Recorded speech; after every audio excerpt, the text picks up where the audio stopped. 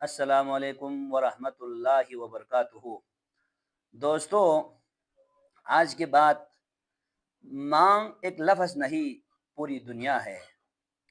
مانگ کی زبان سے نکلی ہوئی ایک اللہ خیر کرے رب کی دربار سیدھی پہنچتی ہے۔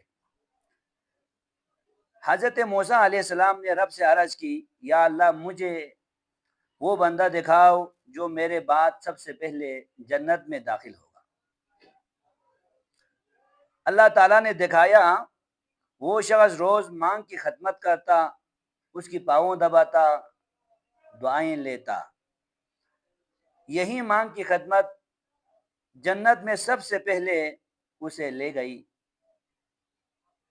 آج اگر ماں زندہ ہے تو جنت کا دروازہ کھلا ہے، اگر رخصت ہو گئی ہے تو اس کی قبر پر جا کر دعائیں کریں، صدقہ دیں اور اس کے لیے بخشش مانگیں۔ یاد رکھو، مانگ کی دعا آسمانوں کی در کھولتی ہے۔ جو مانگ کی قدر نہیں کرتا وہ اپنی دنیا اور آخرت خود برباد کر لیتا ہے۔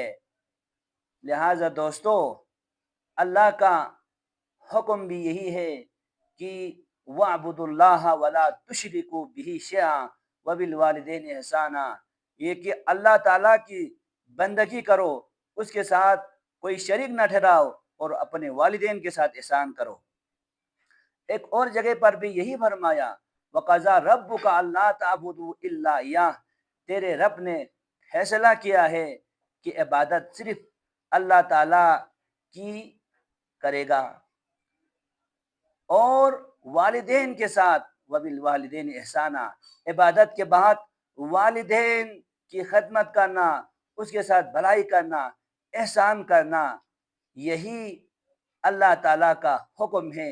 اسی میں ہماری دنیا بھی ہے، اسی میں ہمارے آخرت بھی ہے اور اسی میں کامیابی ہے۔ لہذا دوستو، اگر آپ اللہ کی رضا حاصل کرنا چاہے تو فرمان رسول بھی ہے، والدین کی دعا آپ کو جنت تک لے جائے گا، اور رب کی رضا، باپ کی دعا رب کی رضا ہے، ماں کی پاؤں تلے جنت ہے۔